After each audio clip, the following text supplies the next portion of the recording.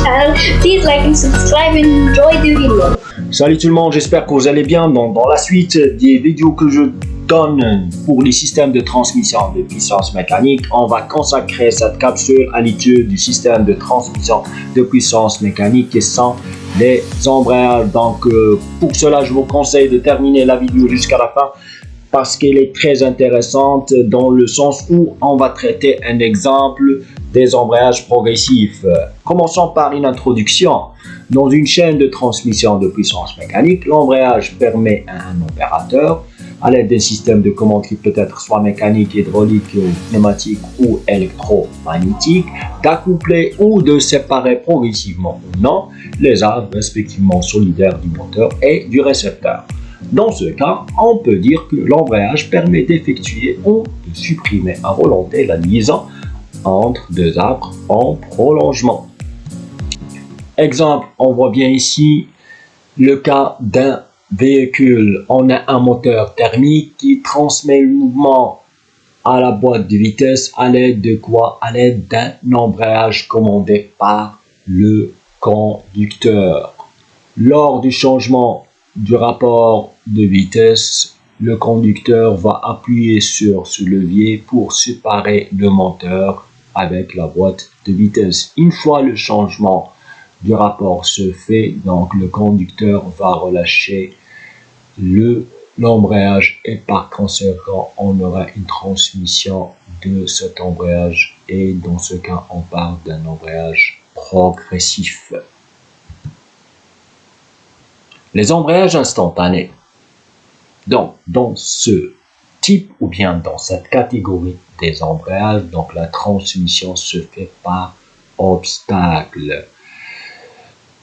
Donc on voit bien ici que la transmission entre l'élément 3 et l'élément 7 que sont les deux cravaux ne peut se faire qu'à l'arrêt. Donc il faut retenir que cette classe des embrayages a deux caractéristiques principales. La transmission par obstacle et la manœuvre ne peut se faire qu'à l'arrêt.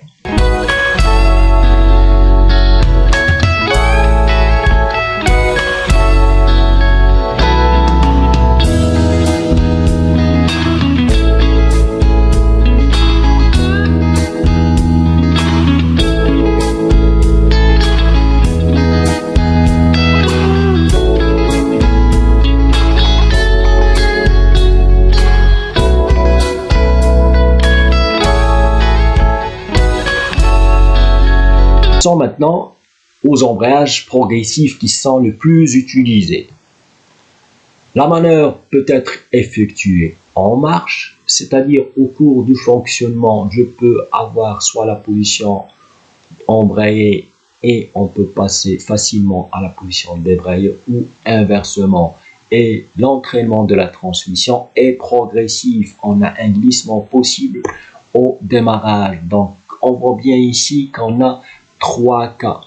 Si l'effort est égal à 0, aucun couple n'est transmis entre la partie motrice et la partie réceptrice. Si N est faible, donc le couple transmis sera par frottement et on aura un couple récepteur inférieur au couple moteur. Donc pour assurer la transmission, on est obligé d'exercer un effort N important. Dans ce cas, on aura la situation suivante telle que oméga M est égal à oméga R et bien sûr on a une transmission qui se fait par adhérence.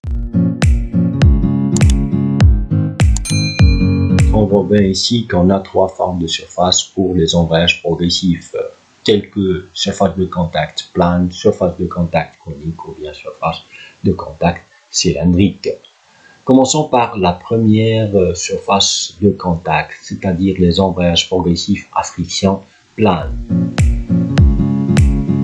On a un exemple pour un embrayage progressif à friction plane monodisque, c'est-à-dire que le disque a une liaison glissière avec le récepteur et on a un système presseur qui va pousser le plateau de pression afin d'éliminer les deux jeux qui existent entre le disque à gauche avec la garniture, à droite avec le plateau de pression. Donc, dans cette situation, on a un embrayage dans la position débrayée parce qu'on n'a pas une transmission entre la moteur et la récepteur.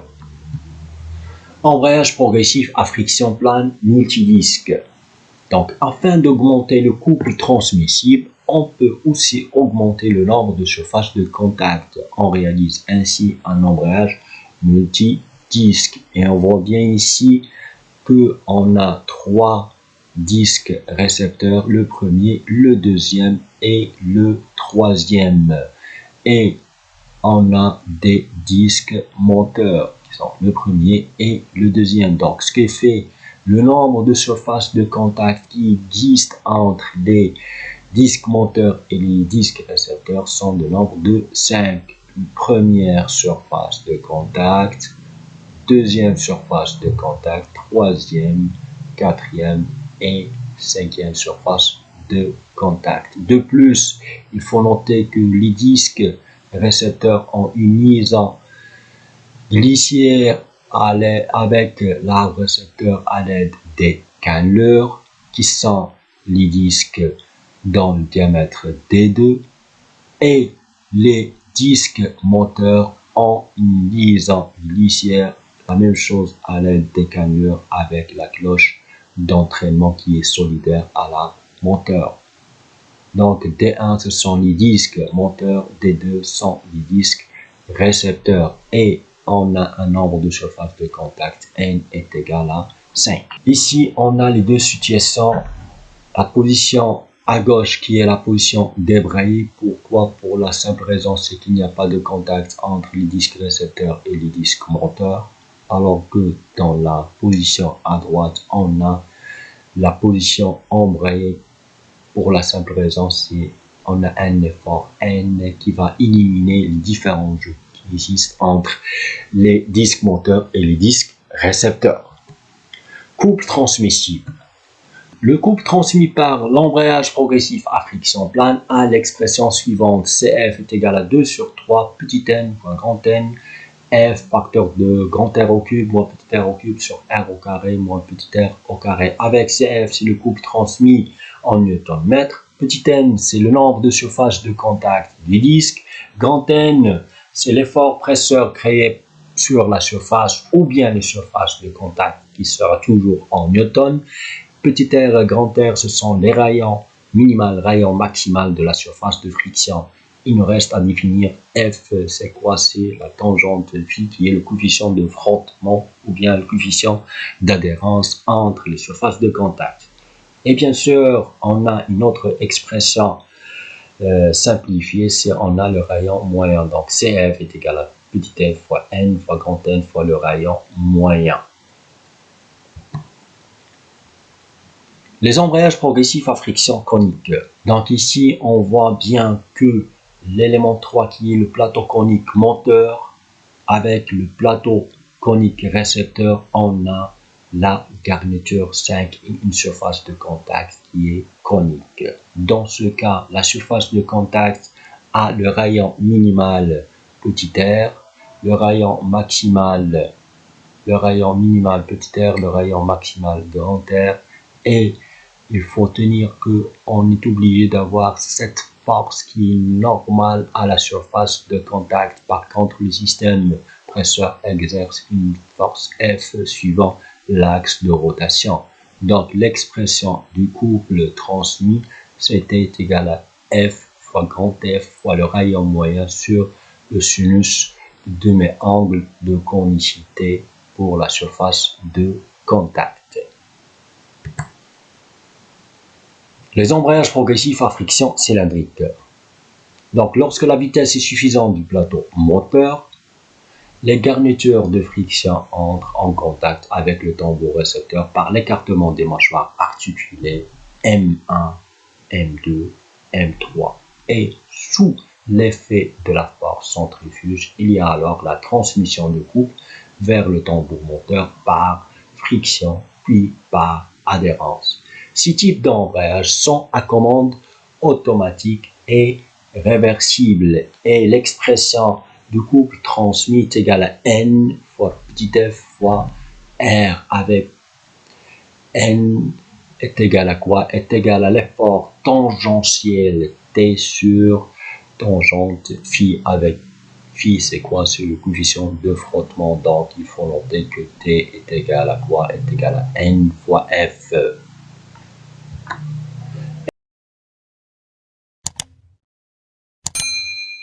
Étude d'un embrayage frein à commande électromagnétique. Dans le dessin présent, on voit bien ici que la poulie 5 est liée à l'entrée alors que la sortie est le pignon 17. Donc la liaison entre 5 et 8 est réalisée par les vis de fixation 4. La liaison de la poulie 5 avec l'arbre 18 est réalisée par les roulements 1 et 3. La liaison du disque d'embrayage frein est réalisée par des canneleurs, dont on voit bien ici un exemple de représentation des canneleurs. Il nous reste maintenant à définir la liaison de l'arbre 18 avec 15 est assurée par les roulements ABI 13 et 16, et la liaison du pignon 17 avec l'arbre 18 est réalisée par normalement une clavette disque et une autre solution qui va fixer le pignon avec l'arbre.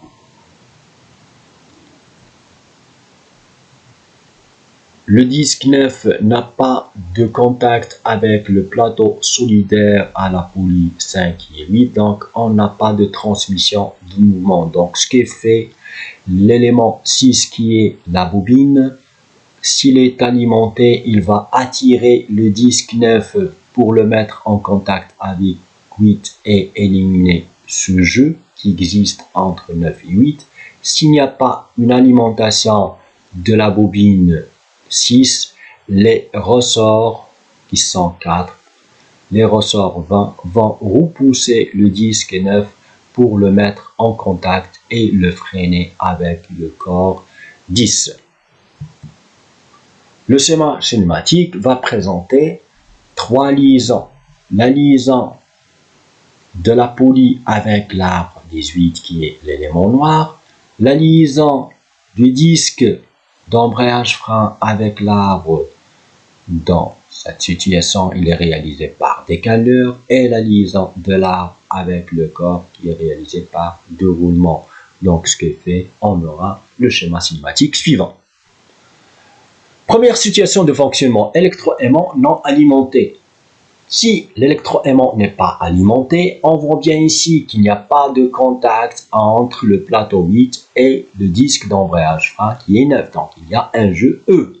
Donc ce qui fait, la transmission sera limitée juste à la poulie 5 qui est solidaire avec le plateau 8. Donc ici on parle de la position débrayée ou bien la position freinée.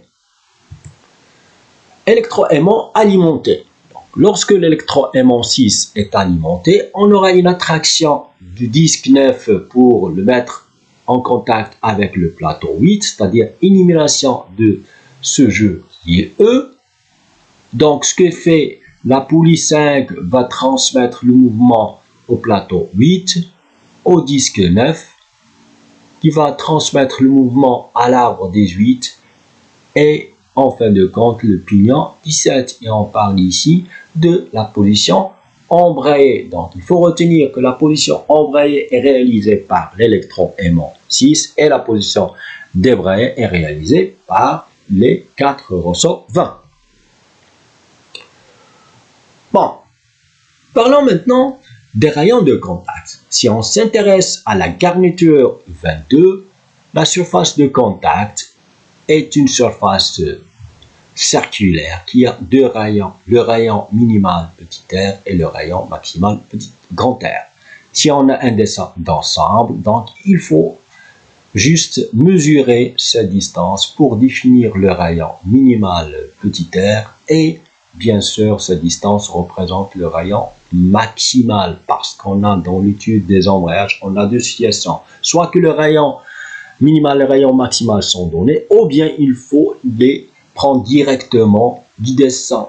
Donc le rayon minimal, c'est à partir de l'axe jusqu'au premier point de contact. Et le rayon minimal, c'est depuis l'axe jusqu'au dernier contact, dernier point de contact de la garniture ou bien de la surface de contact. Ici, on a une seule surface de contact qui est entre 8 et le disque 9. Donc, petit n est égal à 1. La même chose ici, on voit bien que le disque 9 est en équilibre sous l'action de l'effort réalisé par les 4 ressorts FR et l'effort d'attraction assuré par l'électroaimant FAT. Voilà, dans les calculs qui vont suivre, on a les données suivantes. Coefficient de frottement F est égal à 0,4. Les rayons de contact, rayon minimal est égal à 60 mm. Le rayon maximal est égal à 100 mm. L'effort presseur des ressorts FR est égal à 190. Il faut faire attention, c'est qu'on a l'effort presseur de tous les ressorts. C'est on a l'effort presseur d'un seul ressort. Il faut multiplier cette valeur par 4.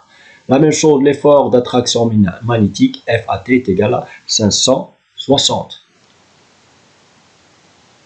L'effort d'attraction magnétique FAT est égal à 560 newtons. Première question. Calculer l'effort presseur. Donc l'effort presseur F est égal à l'effort d'attraction moins l'effort des ressorts. 560 moins 190, F est égal à 360 newtons. Deuxième question, déterminer le couple transmissible. C'était donc, on rappelle que le couple transmissible a l'expression suivante. Avec les données petit f est égal, n, on a dit, est égal à une seule surface. L'effort est égal à 370. Les rayons maximal, les rayons minimal. Et il faut multiplier par 10 à la puissance moins 3 pour avoir un couple transmissible en newton mètre. Donc, tout calcul fait, on va trouver que le couple transmis est égal à 26,2 newton mètre. Donc, c'est tout pour cette capsule. Et je vous conseille, pour ceux qui ne sont pas encore abonnés, il suffit d'appuyer sur le bouton en bas à droite, abonner et activer la cloche pour recevoir les prochaines vidéos de ma chaîne. Donc, c'est tout et merci.